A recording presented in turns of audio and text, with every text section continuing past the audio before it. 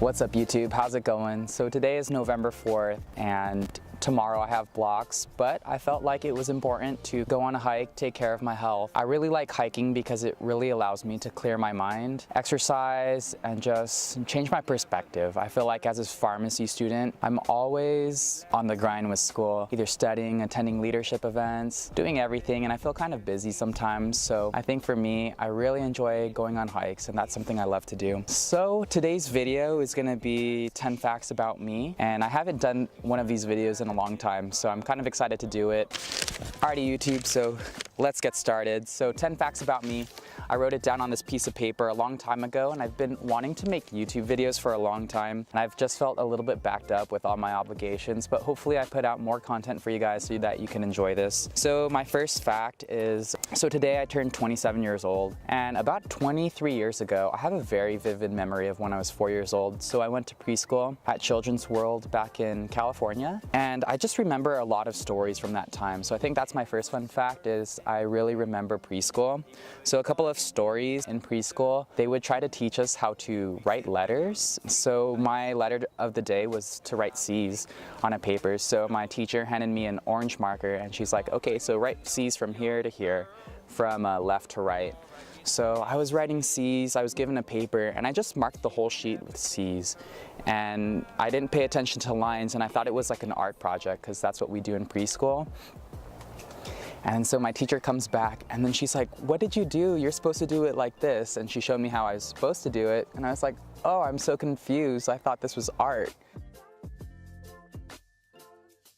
Growing up, I was never the greatest in terms of intelligence and athletic capability. I always remember being close to the top, like at the 3/4 level, but I never really felt as smart as all my other friends in school or as athletic. If you really work at it, you could be as great as anyone else. And so from then on, I just had a different mindset or attitude towards school. And it started with school first. Like, I tried harder, and then from there, I just started making honor roll, getting better grades. And I was like, wow, I could actually do this, and I feel better about school now. So I think that kind of ties in with the growth mindset. And with athleticism, I did play sports throughout high school. I did baseball, soccer, flag football, tackle football, volleyball, but I never was like the best at it. I would look at my friends and be like, wow, you know, they're really good at sports and they know how to like control their body and everything. So I think now as a pharmacy student and me being more mature and used to my body, and especially with my sports training, strength training, I feel athletic. All the sports I play, you know, I could pick it up quick. And I think it's fun being an athlete because I get to explore this earth, this planet in a nice body, and it could do a lot of things. So I'm very grateful for that, especially being young now. It's something that I'm very grateful for every day, and I realize that one day I won't be here or my body will deteriorate, so I'm trying to enjoy it as much as I can and become the best version of myself. Okay, so this is my fifth fact. One skill that I've had for over a decade now is cursive. With my school system, they kind of required us to write in cursive. It was really atrocious in 4th grade. I remember writing, looking at my paper and being like, this is so ugly or unaesthetic. And I was like, I just want to print. And then over time, I noticed each year it would get better and better, slowly but surely. People are always looking over my shoulder, or they see me journaling. They're like, wow, Brandon, your handwriting's really great. So thank you, Mrs. Flynn, for teaching me how to write cursive. I'll always remember those lessons. But still to this day, I still struggle with some letters, like my capital S is not optimal all of the time. I'd say 80% of the time I do a good S now, which is good. But there are some instances where I just completely mess up. Okay, so my sixth fact is I have an obsession with bars, and pull-up bars are my favorite. If I want to rap, if I'm comfortable in front of you, that's my second favorite. And my third favorite is alcohol bars, where you drink alcohol. I think for me, when I grew up, especially in preschool, I was obsessed with playing outside at the jungle gym. And my friends at the time in preschool, they'd be like, we'd play Power Rangers.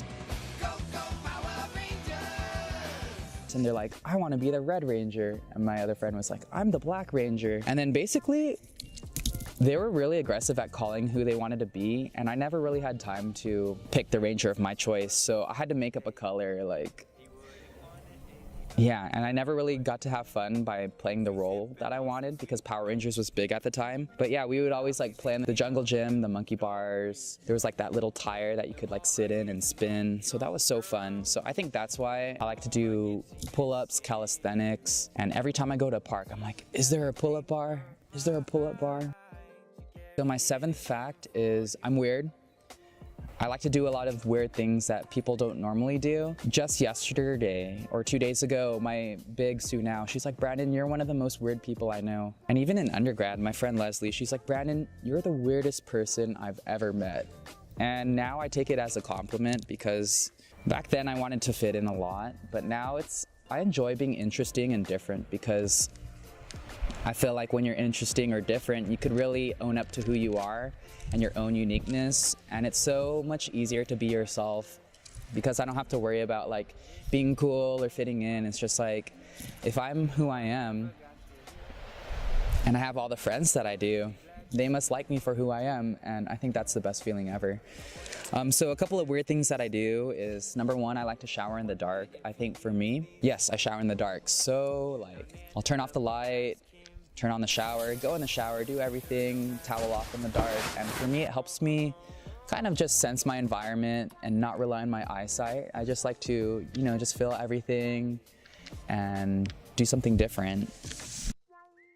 So my eighth fact, I'll talk about this. In undergrad, I used to do jiu-jitsu for a few months, and that was a really fun time in my life. At the time, I just picked up my exercise and fitness lifestyle. I wasn't always in shape, but when I did start working out, my self-confidence increased a lot, and I felt really great about that. And then I did see like a post that there was jiu-jitsu offered at UC Irvine. So I took those classes, and AJ was my coach, and it was so fun just to learn how to wrestle people who were bigger than me and more experienced, and it was really fun to do that. I definitely was humbled, choked out, and submitted a lot. And at the same time, I got a lot better at doing the same to other people. And for me, it really put me in tune with my body and what I was capable of. At the time, I was 135 pounds, and I was like fighting people who were 215 pounds, 230 pounds. So it was a little bit challenging at the time. I just made sure that they wouldn't get on top of me and like make me tired. So I think my skill is just being quick and just always trying to improve. So jiu-jitsu is fun. That's something that's currently missing in my life and that I wish I had more time for, or that I made more time for. So in addition to school, I think if I made time for martial arts and jiu-jitsu, I'd feel a little bit more content and happy with everything in my life.